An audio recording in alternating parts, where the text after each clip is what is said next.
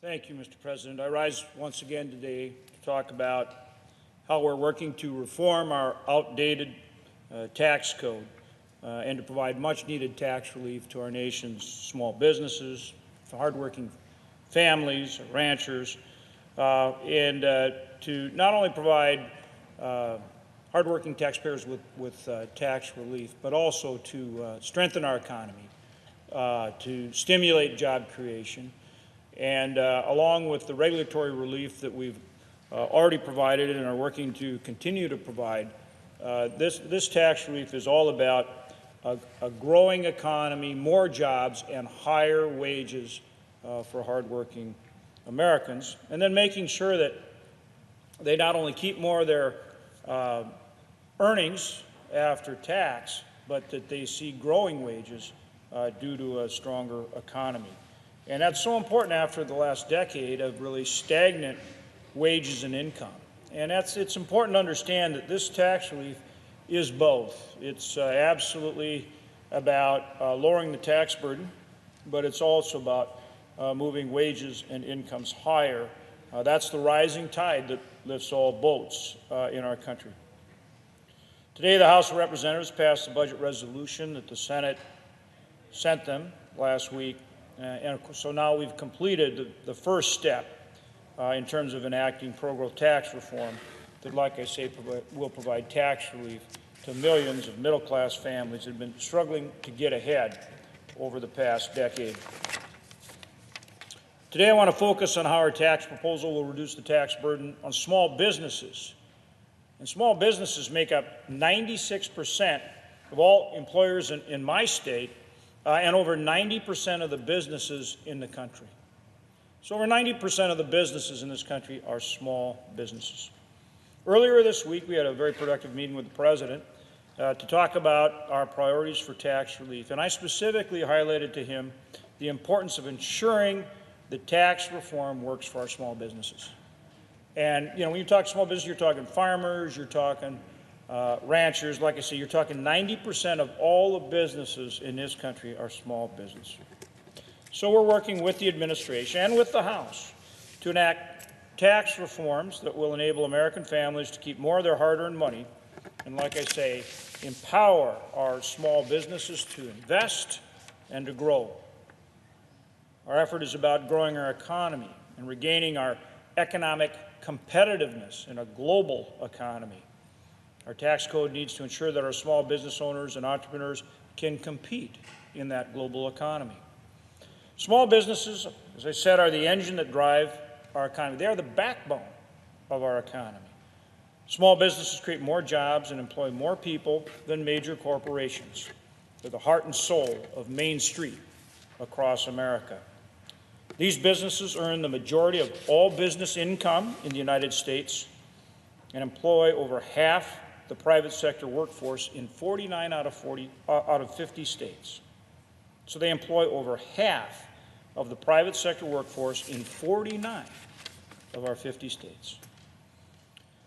Over the past month, I've hosted tax reform roundtables across North Dakota to hear directly from our job creators, from our state's small businesses, from our ag leaders, from our farmers, from our ranchers.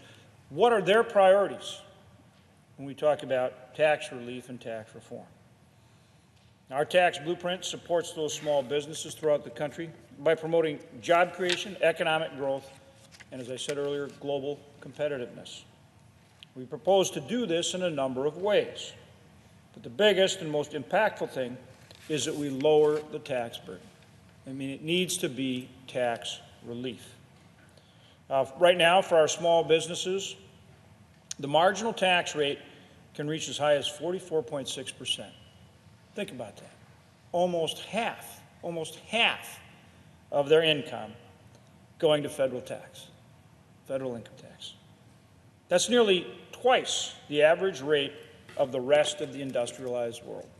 So here we are trying to compete with that high of tax rate, almost double compared to the average rate of the rest of the industrialized world.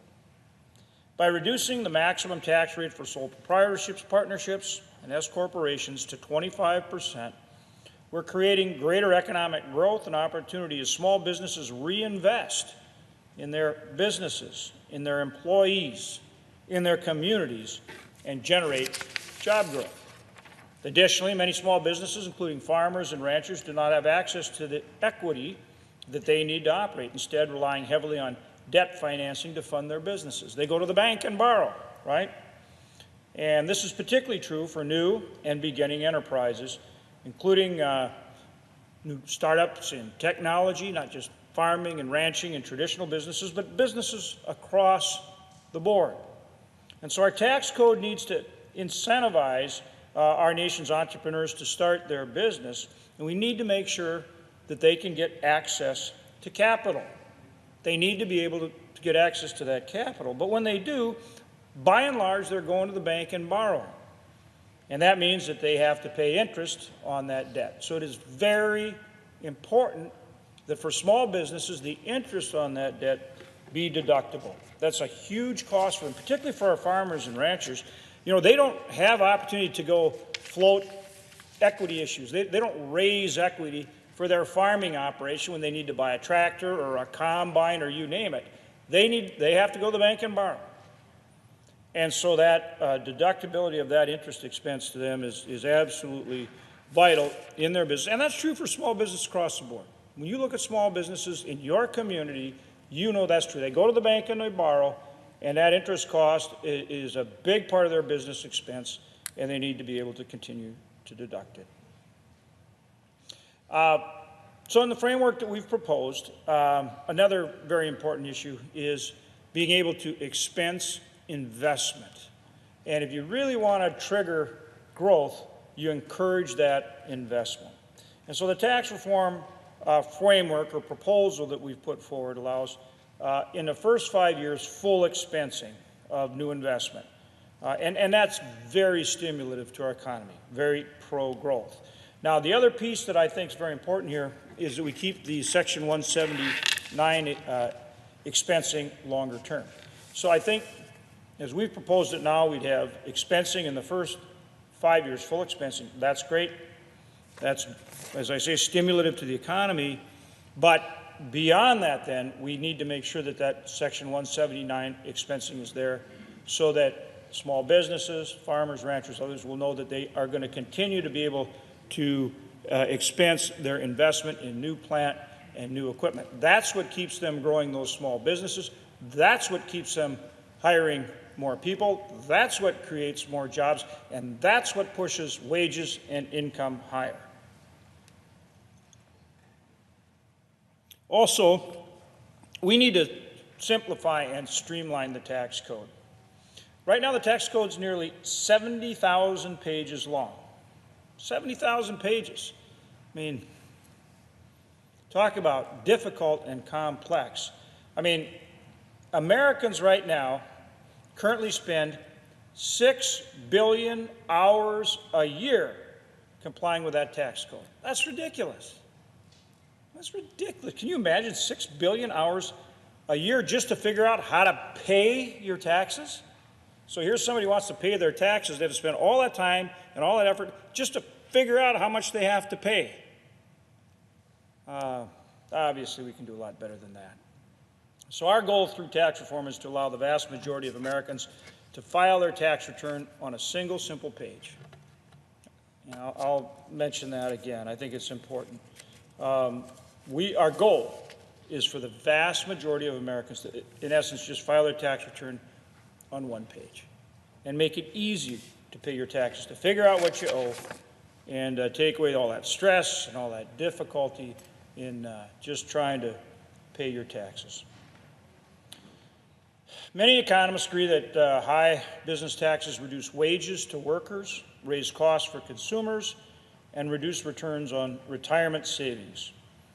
Maintaining these high tax rates do nothing to improve the fairness of our system.